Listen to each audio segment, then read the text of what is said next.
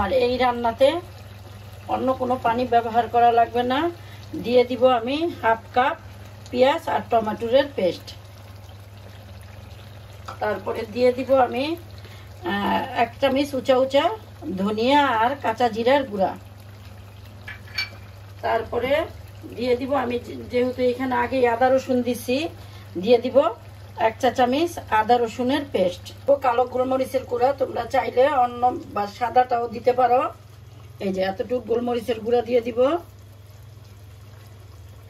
দিয়ে দিব ওই লেবুর রসটা।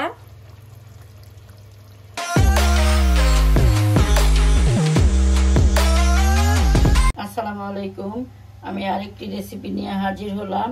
তা হলো আজকে আমি তোমাদের ঘরে থাকা উপকরণ দিয়ে লেমন চিকেন রান্না করে দেখাবো খুব সহজভাবে। এখন আমি চুলায় কড়াই বসিয়ে দিয়েছি। দিয়ে দিব 1 কাপের মতো তেল।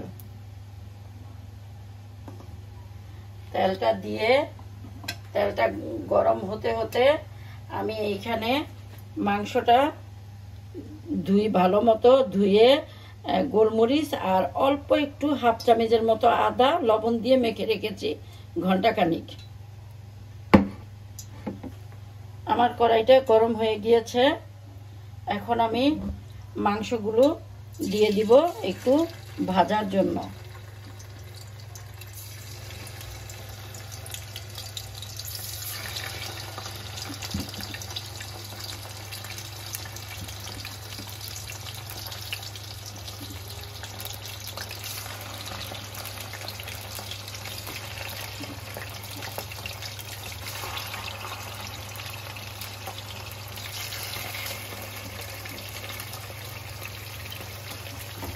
একদম অল্প আছে আমি সুন্দর করে মাংসগুলো একটু ভেজে নিব।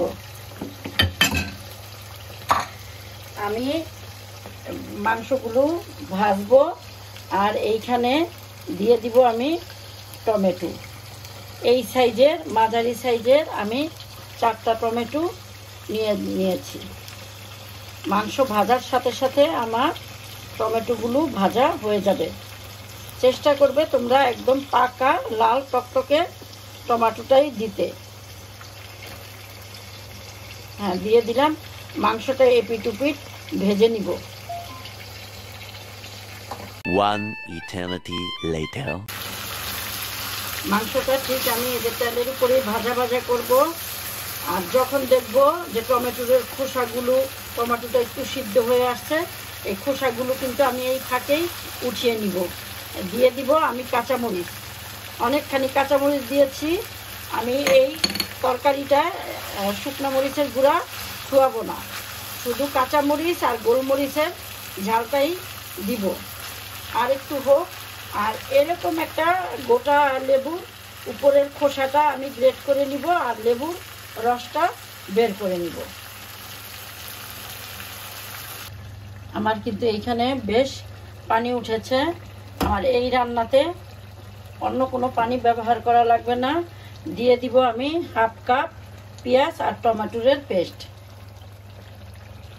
তারপরে দিয়ে দিব আমি 1 চামচ উঁচা উঁচা ধনিয়া আর কাঁচা জিরার গুঁড়া। তারপরে দিয়ে দিব আমি, যেহেতু এখানে আগে আদা রসুন দিছি, দিয়ে দিব 1 চা চামচ আদা রসুনের পেস্ট। আর এইখানে আমার এই পেঁয়াজ আর কাঠবাদামের বেরেস্তা করে পেঁয়াজ আর কাঠবাদাম ব্লেন্ড করে নিয়েছি। এইখান থেকে আমি দিয়ে দিব 2 টেবিল চামচ, বেশি না। এটা কিন্তু 4 চামচ, আমি দিব 2 টেবিল চামচ। হ্যাঁ, দিয়ে আমি আবারও ভালো মতো ইয়ার ভিতরেই আমি কষায় নিব।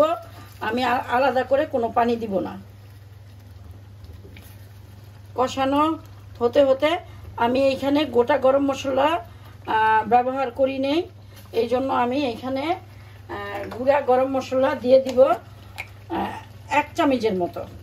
এটা আমার ছোট একটা চামচ, এটা উঁচা উঁচা 2 চামচে 1 চামচ হয়।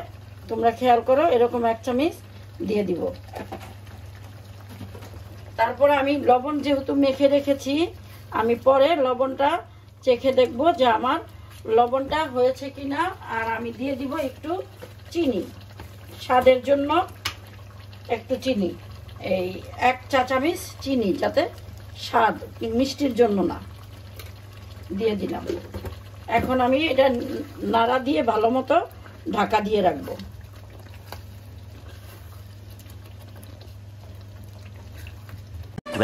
minutes later. আমি প্রায় 30 মিনিট একদম অল্প আঁচে রেখেছি। দেখো উপরে তেলটা ভেসে উঠেছে, আমার রান্নাটা প্রায় হয়ে গিয়েছে। এখন আমি এই পর্যায়ে দিয়ে দিব আবারও একটু গোলমরিচের গুঁড়া, 1/2 চামচের মতো। আমি দিব কালো গোলমরিচের গুঁড়া, তোমরা চাইলে অন্য বা সাদাটাও দিতে পারো। এই যে এতটুকু গোলমরিচের গুঁড়া দিয়ে দিব। দিয়ে দিব ওই লেবুর রসটা, তারপরে দিয়ে দিব লেবুর খোসাটা, গ্রেট করা খোসাটা। এই গ্রেট করা খোসাটা দিলে দারুণ একটা ফ্লেভার আসবে। আর দিয়ে দিব আমি ধনিয়া পাতা। ধনিয়া পাতা দিয়ে আমি 1 মিনিটের মতো রাখবো, তারপরে তোমাদের পরিবেশন করে দেখিয়ে দিব। আমার আলাদা করে আর লবণ দিতে হয় নাই, লবণটার কোনো আন্দাজ নাই, তোমরা লবণটা চেখে দেখে রান্না করবে। এখন এই যে আমি রেখে দিলাম একেবারে 1 মিনিটের জন্য। দিয়ে দিব ফ্লেভারের জন্য 4-5টা কাঁচামরিচ, বাস। বিয়াস, এই তো আমার হয়ে গেল লেমন চিকেন।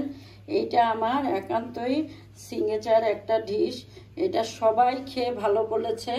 তোমরাও এইভাবে রান্না করে খেয়ে দেখো, ভালো লাগবে। আর ভালো লাগলে আমাকে লাইকস, কমেন্টস এবং সাবস্ক্রাইব করে আমার পাশে থেকো। আল্লাহ হাফেজ।